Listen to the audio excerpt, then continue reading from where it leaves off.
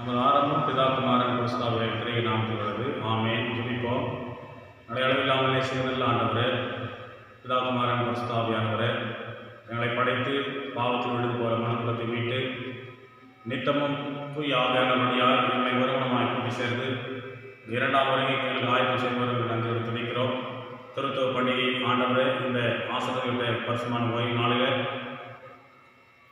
மூவரில் ஒருவரில் மூவராய் செயல்படுவதற்குரிய செயல்களை நாங்கள் தியானிக்க முடியாது. இந்த ஆண்டவரை நாளில் ஆசீர்வாதமாய் கொடுப்பதற்காக காணொலி மூலமாய் காணுகின்ற அனைத்து உடல் விசுவாசிகளையும் ஆண்டவர் நல்குணங்களை கத்தர் கொடுப்பதற்கு கொள்ளும். தோக்குதல் முடிவுட்டாக விடுத்தோம். இயேசு நாம் ஜெபிக்க நல்லதாவே. ஆமென். கிறிஸ்து என்பாக நேசிக்கப்பட்டு அருமையான உடல் விசுவாசப்படுத்தும் மக்களே, காணொலி மூலமாய் காணுகின்ற உடல் விசுவாசிகளை யாவரையும் பிதா குமாரன் பரிசுத்த ஆவியாகிய திரையை நாமத்தில் வாழ்த்தி வரவேற்றுக் கொள்கிறேன். நாளைக்கு சிந்தனைக்கு என்று கொடுக்கப்பட்டிருக்கிற திருமறை பகுதி பழைய ஏற்பாட்டின் பகுதி இயேசுவின் தரிசன புத்தகம் 6ஆம் அதிகாரம் முதல் 8 வரை உள்ள திருமறை பகுதியில் நம்ம நடைபெற்றிருக்கிறது. இன்றைக்கு நாம் வாசிக்க வேண்டிய சங்கீத பகுதியானாலும் பழைய ஏற்பாட்டு பகுதியானாலும் போஸ்ட் நடவடிக்கை என்றாலும் இன்னமாய் நற்செய்தி பகுதி என்றாலும் எல்லா திருமறைகளும் நம்ம நினைப்பூட்டுவது திருத்துவ நாயகனுடைய செயல்பாடுகளை பற்றி பேசுகிறது. குறிப்பாக திருத்துவத்தை நாம் புரிந்து கொள்ள வேண்டும் என்று சொன்னால் நம்முடைய பட்டாணி மூளைக்கு எட்டாத காரியம்.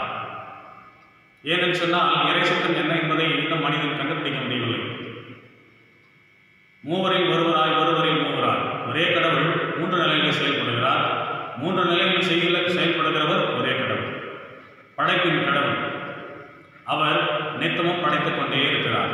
அவருடைய செயல்பாடுகள் அப்படி படைத்த கடவுள் மனிதன் பாவத்தில் விழுந்து போனது நிமித்தமாய் அவனை மீட்க வேண்டும் என்று சொல்லி அவருடைய ஒரே பேரான குமாரன் இந்த உலகத்தில் அனுப்பி தந்தார். அவர்தான் குமாரனாகிய கிறிஸ்து. அவர்கள் விசுவாசம் வைக்கிறவர்கள், எனக்காக பிறந்தார், வாழ்ந்தார், மரித்தார், அவர் சிலுவையிலே என் பாவங்களை எல்லாம் சுமந்து தீர்த்தார், மீண்டும் வருவேன் என்று வாக்குறுதி சென்றிருக்கிறார் என்ற விசுவாசத்தில் யாவருக்கும் வாழ்வுண்டு.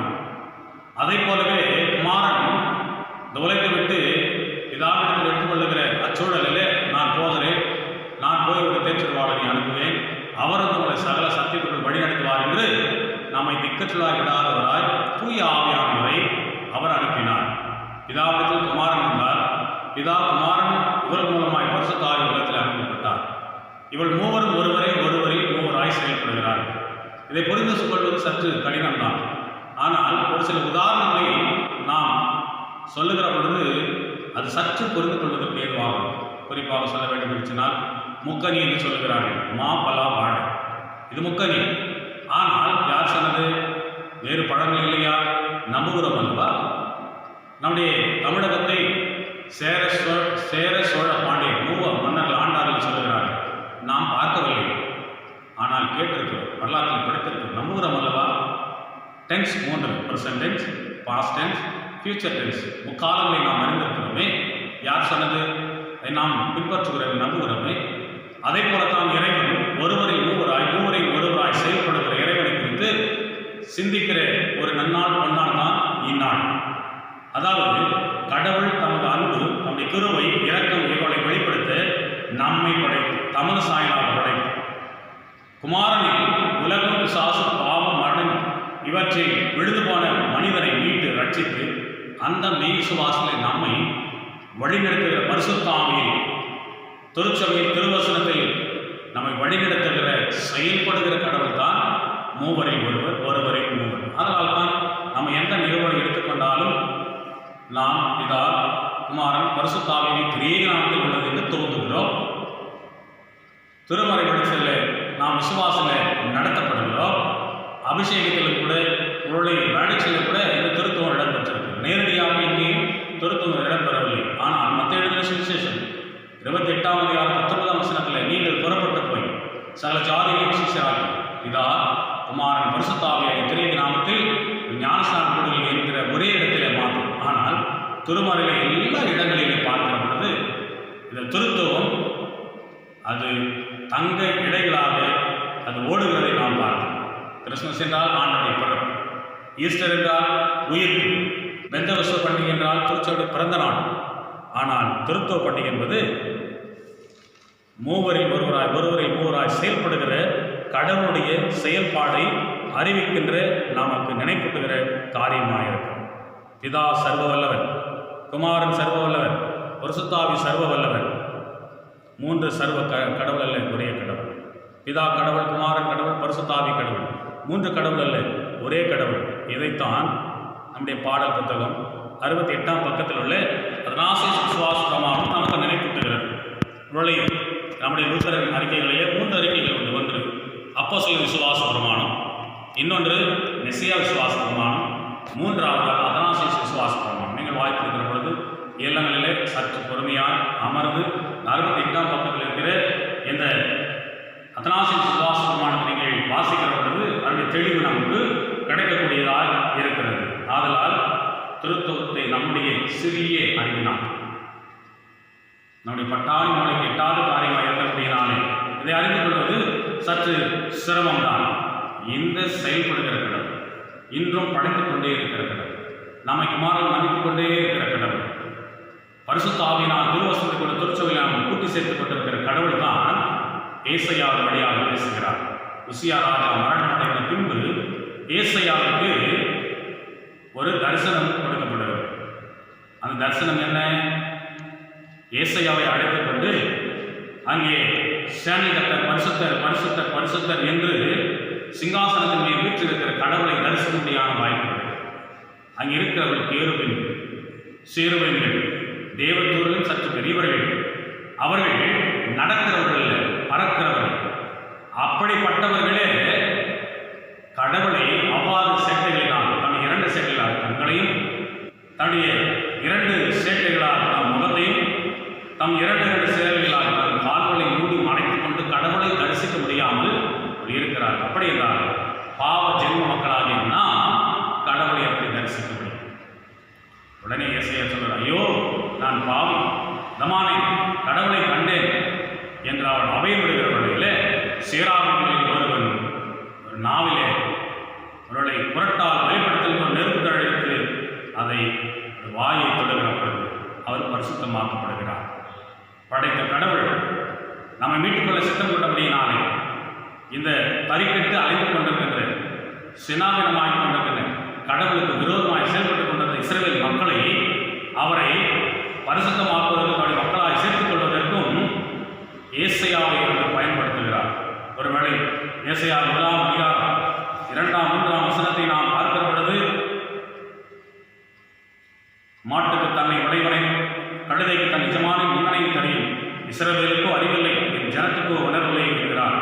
ஐயோ பாவம் செய்த ஜாதி, அக்கிரமம் சுமந்த ஜனம், பொல்லாத சந்ததி, கெட்டுப்போன மக்கள், அவர்கள் கர்த்தரை விட்டுவிட்டார்கள், இஸ்ரவேலின் பரிசுத்தரை அசட்டை செய்தார்கள், அநியாயமாய் போய்விட்டார்கள் என்று இஸ்ரவேல் மக்களுடைய இந்த கொடுமையான எண்ணங்கள், வாழ்க்கை முறைகள், கடவுளை விட்டுவிட்டது, அவரை மறந்து போவதல், வணங்கா கழுத்துள்ள ஜனங்கள் என்று அவள் அறிந்திருந்த தமிழ் ஜனங்களை மீட்டுக்கொள்ள எஸ்ஐயாவை அங்கே பயன்படுத்துகிறார். அப்பொழுதுதான் கடவுள் தூதன் சொல்லுகிறார், அவனை தூய்மையாக்கும் யாரை அனுப்புவேன்? என் காரியமா என் ஜனத்தை மீட்க இந்த பாவ உலகில் அவர்கள் இந்த நாளிலே கொரோனாவின் தாக்கத்திலிருந்து நம்மை மீட்டுக் கொள்வது யார்? அதுதான் ஏசாயா சொல்லுகிறார். அதற்கு நான் இதோ அடியேன் என்னை அனுப்பும் என்கிறேன் என்று சொல்லி ஆண்டவருடைய ராஜ்யத்தையும் இதோ மனம் கெட்டு போய் பாவத்தில் விழுந்து கடவுளை விட்டு தூர சென்ற மக்களை கடவுளுடைய சன்னிதானத்தில் சேர்க்கபடியால் அந்த எசையாவை பயன்படுத்தினார். இன்று இஸ்ரவேல் மக்களைப் போல நாம் கூட தறிக்கட்டு வாழ்ந்து வருகிறோம். எத்தனை கோரத்தாண்டம், எத்தனை உயிர் பலி, இந்த உலகத்தையே உருக்கிக் கொண்டிருக்கிற கரோனாவினுடைய கொடிய தாக்குதலுக்கு நம்மை மீட்டுக்கொள்ள, நம்மை பரிசுத்தமாக்குற கடவுள் ஒருவர், மீட்டுக் கொள்ளுகிற கடவுள் இருக்கிறார் என்று நாம் ஒவ்வொரு புதிய பகலை காண்பது என்பது கடவுளுடைய கிருபையாக இருக்கிறது, அவருடைய தயவாக இருக்கிறது, அவருடைய இரக்கமாக இருக்கிறது. எனவே நாம் வருகிற நாட்களிலே திருத்துவத்தை விசுவாசம் வைத்து படைத்த கடவுளை, மீட்டுக்கொண்ட கடவுளை, ஒருவேளை நம்மை பரிசுத்தமாக்குற கடவுளை, திருச்சபையில், திருவசனத்தில், சாக்கிரமத்தில் நம்மை வழிநடத்துகிற கடவுள், நம்மை வழிநடத்த நம்மை நாம் அர்ப்பணிப்போம். நம்முடைய பாவங்களை அவரிடத்தில் அறிக்கையிடுவோம். கடவுள் நம்மை மீட்டு ரட்சித்து அவருடைய நாமை மிக்கன்று நம்மை ஆசத்தை வழி காப்பராக. ஆமீன். எல்லாத்தையும் எல்லாத்தையும் சமாதானம் இருதயத்தில் கிறிஸ்துவில் காத்துக்குவாராக. ஆமீன். ஜெபிப்போம். சருத்தலங்கள கடவுளை, எங்களை படைத்தவரே, பாவத்தில் விழுந்து போன போது மீட்டவரே, தூய ஆவியான வழியாக எங்களை நீர் பரிசுத்தமாக்கி நீர் ராஜ்யத்திலாய் கட்டுகிறவர் நன்றி செலுத்துகிறோம். பிதாகுமாரன் பரிசுத்தாவியாக நாமம் கொண்ட திருத்துவ பண்டிகை நாளில் இறைவா எங்களை ஜீவனோடு வைத்ததற்காக நான் கரோனாவின் தாக்கத்திலிருந்து மீட்டுக் கொண்டதற்காக அந்த ஆகிய நாங்கள் அகத்தாலும் எங்களை மீண்டுமாய் புதுகுலத்தோடு எழுந்து நிற்க கிருபை புரிந்ததற்காக தேவரே பல்வேறு இக்கட்டான சூழ்நிலைகள் உண்ண உணவும் முடுக்க உடையும் உறைவிடமும் உறவுகள் உடன்பிறப்புகள் இந்த உலகம் கைவிட்டால் கர்த்தர் நீர் எங்களை பாதுகாத்துவதற்காக நினைப்படைத்து துதிக்கிறோம். நாங்கள் கண்டவர்கள், எங்களோடு பழகினவர்கள், எங்கள் உறவுகள், எங்கள் நண்பர்கள், எங்கள் திருச்சபை உடன் விசுவாசிகள் ஒரு நாளும் ஆண்டவரை எங்களை விட்டு பிரிந்து கொண்டிருக்கிறார்கள். ஆனாலும் அவள் விட்டு சென்ற குடும்பத்தை கர்த்தர் நீர் பொறுப்படுத்தி ஆறுதல்படுத்த வேண்டுமா வேண்டினேன். இந்த வாரங்களை வாழ்க்கொண்டு தேவரை அழைத்துக் கொண்ட விசுவாசப்படுத்த மக்களுக்கு ஆறுதல் தேர்தலும் நீர் தந்து காத்துக்கொள்ள வேண்டுமா வேண்டி இருக்கிறோம். இறைவா வேத்தேல் தன் திருச்சபையும் நிர்வாக குழுவையும் மூப்பர்களையும் மாதர் சங்கத்தையும் அங்கத்தினர்களையும் மாதர்களையும் வாலிப சங்கத்தையும் பொறுப்பாளர்கள் அங்கத்தினர்களையும் வாலிப பிள்ளைகளையும் கர்த்தனை கண்ணோக்கி பாரும் ஒவ்வொருவரையும் திருத்துவ நாமத்தில் நீர் ஆசிர்வதை மாத்திரமில்லாமல் எல்மாவுக்கும் தேவராபுரம் புதுமனை சௌராஷ்டிரபுரம் அம்பேத்கர் நகர் லங்கத்தோப்பு வளர்மதி ஆண்டவரே இன்னமாய் பறந்து விரிந்து கிடக்கின்ற எல்லா பொது மக்களையும் கர்த்தனை பொறுத்து ஆசீர்வதித்து அழைக்க வேண்டுமா வேண்டினேன். தேவரே இந்த கொரோனா தாக்குதலிலே தங்களை முன்னிலைத்து முன்களப்பணியாளர்களாய் செயலாற்றி வருகின்ற சுகாதாரத்துறை, மருத்துவத்துறை, ஆண்டவரே காவல்துறை, ரெவன்யூ டிபார்ட்மெண்ட், ஆண்டவரே இன்னுமா அத்தியாவசிய பொருட்களுக்காக தங்களை பணை வைத்து இந்த கொரோனாவின் ஒரு தாண்டத்தில் தேவரையில் போராடி கொண்டிருக்கிற அனைத்து அதிகாரிகள், மத்திய மாநில அரசுகள், அனைத்து அரசு அதிகாரிகளுக்காக படைக்கிறோம். கர்த்தர் நீர் ஆசீர்வதி. எங்கள் திருச்சபை சார்ந்த குடும்பம் உறவுகள் அநேகர் மருத்துவர்கள் பணியாற்றுகிறார்கள். நீர் பாதுகாப்பு உதவி மேல் நாட்டில் படித்துக்கொண்டு பணியாற்றிக் கொண்டு பயிற்சி பெற்றுக் கொண்டிருக்கிற எல்லா உறவுகளையும் வெளி மாநில மாவட்டங்களிலே நாடுகளில் வாழ்கிற மக்களுக்காக நன்றி படைக்கும். எங்கள் தாய் திருச்சபைக்காக நான் நன்றி படைக்கிறோம். எங்கள் காரணங்கள் எனக்கு ஜனங்களுக்காக சோதனைக்கிறோம். நான் யார் யாருக்காக ஜனம் செய்ய வேண்டும் என்று நீர் சித்தம் கொண்டிருக்கிற யாருக்காக நன்றி படைக்கும். செல்வனத்தில் இருப்பவர்களுக்காக, மரண பிடியில் இருக்கிறவர்களுக்காக, கரோனாவின் தாக்கத்தில் இருக்கிறவர்களுக்காக, அதிலிருந்து மீண்டு வந்திருக்கிறவர்களுக்காக கர்த்தாவின் கிருபைக்கரம், இரக்கத்திற்கரம், ஆசீர்வதிக்கிறக்கரம், குணமாக்கிறக்கரம் வழிநடத்தும். எங்கள் குற்றங்கள் குறைகள் மீது அத்தனை எல்லாவற்றையும் தயவாய் மன்னிக்க வேண்டும் வேண்டிய சிறப்பாக தேவரே கடந்த வாரத்தில் நித்திய வாழ்வுக்கென்று அழைப்பு பெற்றிருக்கிற திரு சாமியிலையா அவரை பிடித்திருக்கின்ற அடி துணைவியார், பிள்ளைகள், மருமக்கள், பேர பிள்ளைகள், உடன் பிறந்தார் இணைஞ்சன பந்துக்களுக்கு உலகம் தரப்படாத சமாதானத்தினே தந்து காத்துக்கொள்ள வேண்டுமா வேண்டினேன். அநேக உள்ளங்கள் கூட தேவரே எங்களுக்கு பிறந்திருக்கிறார்கள். அந்த குடும்பங்களை கூட நீர் ஆட்சிப்படுத்தி தெற்கப்படுத்த வேண்டுமா வேண்டியிருக்கிறோம். சுகனத்திலிருந்து மீண்டு வந்திருக்கிற அடுத்த மீகா மறைவானன் அவர்கள் குடும்பத்திற்காக, சுகனத்தில் சிகிச்சை பெற்று வருகிற அடுத்த எலிசர் பால் கிறிஸ்துவர்களுக்காக, வேதகிரி அவர்களுக்காக நினைவுரைக்கிறோம்.